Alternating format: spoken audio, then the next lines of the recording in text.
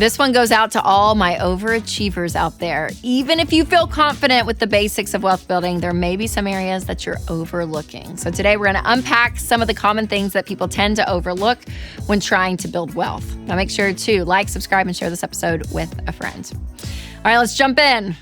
We're going to go right to the list, y'all, which I love. Number 1, you may be overlooking if you have savings but still carry debt.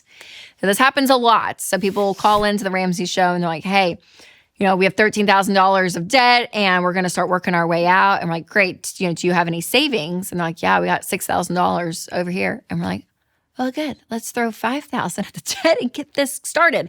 Because here's the thing, your debt is costing you. And people have this mindset of like, I want to have a ton of money in savings before I start paying off debt because $1,000, which is what we teach as your starter emergency fund, it's not enough, all of this.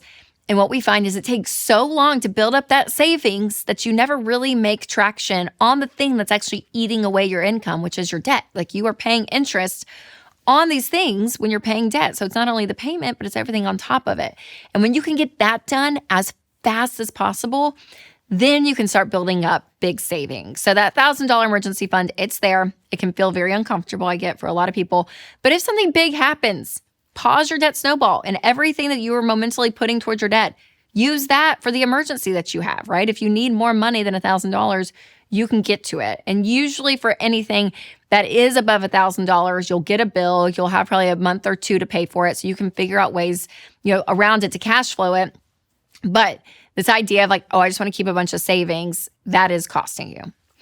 Number 2, your emergency savings is in a regular checking account. So listen, y'all, move it.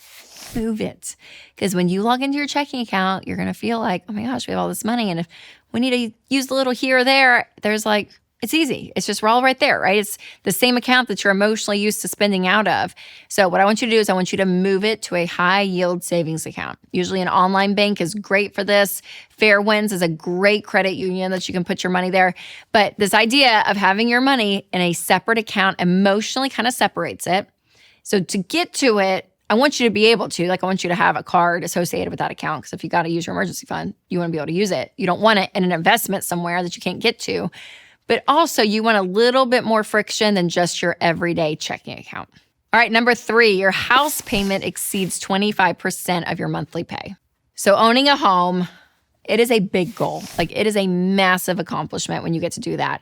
But if you're spending up to 30, 40, 50% of your income just to maintain a mortgage, you do not have enough money left in your budget, in your income, to do the other things in life that you need to do.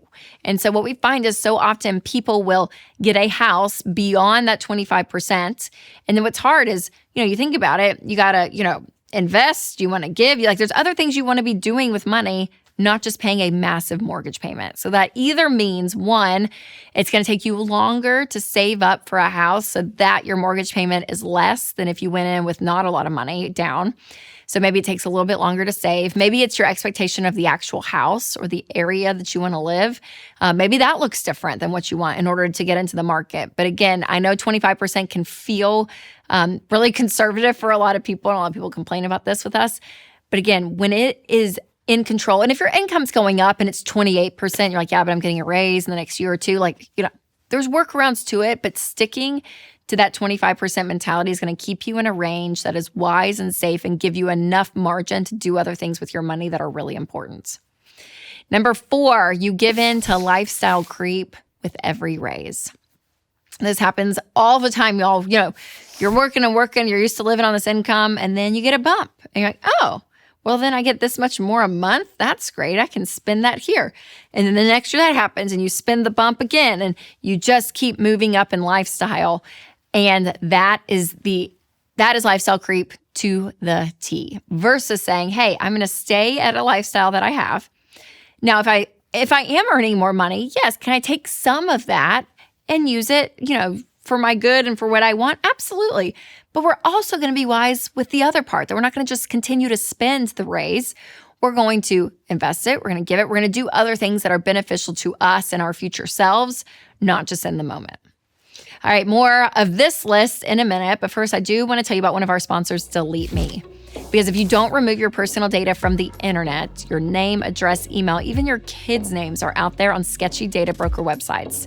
And data brokers collect your data, sell it, and that puts you at risk for scams and fraud. But the good news is Delete Me removes your data and helps protect you from phishing, harassment, and other online threats. Winston and I use Delete Me, and it saves us so much time and worry. So protect your family's privacy and safety by signing up for Delete Me. Go to joindeleteme.com/Rachel for 20% off, bringing your monthly cost to under $9, or just click the link in the description. All right, number 5, credit card payments rob your monthly budget. Y'all, the credit card, we can go round and around with this, but here's the truth, and it has been proven that you end up spending more when you spend with a credit card because emotionally, it's not your money that you're spending, and you continue to live in the past. Like when that bill comes and you have to pay it, everything is already experienced versus in the moment, when you pay for it in the moment, it's done. You don't have to worry about a payment. You don't have to worry about a bill. Like it's done. And then what happens is people are like, well, I'll have it, but I won't go in debt. I'll pay it off every month. And then it creeps and creeps and creeps. And then we talk to people on the regular, tens of thousands of dollars of credit card debt. And then the interest rates on these, y'all, are insane. It's disgusting. It's horrible. So it is a bad financial habit to be in. Just pay in the moment with your own money. And I promise you will love it. And if you need help, creating a budget and knowing, hey, do I have money in the moment to spend? Check out EveryDollar. It's an amazing budgeting app. It's my favorite tool when it comes to your money. We'll put a link down below. All right, number 6 is invest less than 15% in retirement. So when a lot of people start off, they're working, they're like really excited because, they're like maybe got their first job and they sign up for their 401k plan and their company matches 4%. And they're like, great, I'll invest 4% and get the match. And then that's all they do. And that's how they live their lives for a long time. So I want you to go beyond that. I want you investing 15% of your income. Now, this is after you are debt-free with a fully funded emergency fund, because that 15% is going to set you up for a great retirement. And that can be through your company's 401k or a Roth IRA, but being able to invest a good amount of money, a good amount of your paycheck for the future is really important. Number 7, you don't prioritize generosity. So this is often overlooked, and it can be because you don't feel like you have a lot of money to give. It could be you're just not in the habit of it. You don't think about it. But giving is one of those crucial money principles that's not just good for the world, but it also changes who you are. And there's something about living life where money is not such this factor where we control every bit of it and we just live our lives like this, because that doesn't bring peace. That does not bring peace to you.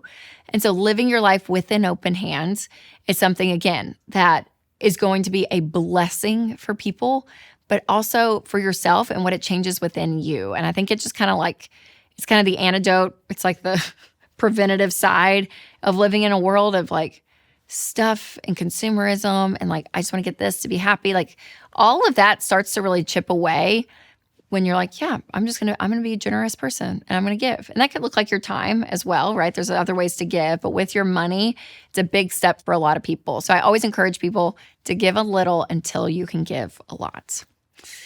All right, this is just the beginning of all the things that you need to be aware of. So I want you to check out my episode, 6 Money Hacks You Should Never Trust, because they're traps. So you can click right here, or if you're listening on podcasts, I'll put a link below. All right, you guys, remember to take control of your money and create a life you love.